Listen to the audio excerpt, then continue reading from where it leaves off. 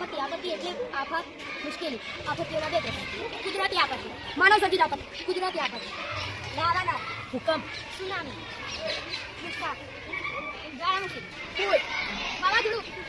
માનવ સર્જિત આપત્તિ: બોમ્બ વિસ્ફોટ, ફ્લડ, બાઢ, ઔદ્યોગિક અકસ્માત.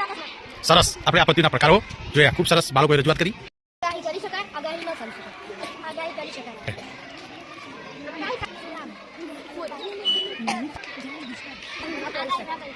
શું લાવાના, ભૂકંપ. તો હવે આપણે આપત્તિઓમાં પણ કુદરતી આપત્તિઓમાં આગાહી કરી શકાય અને આગાહી ન કરી શકાય. સરસ મજાની ધોરણ 7ના વિદ્યાર્થીઓ રજૂઆત કરી.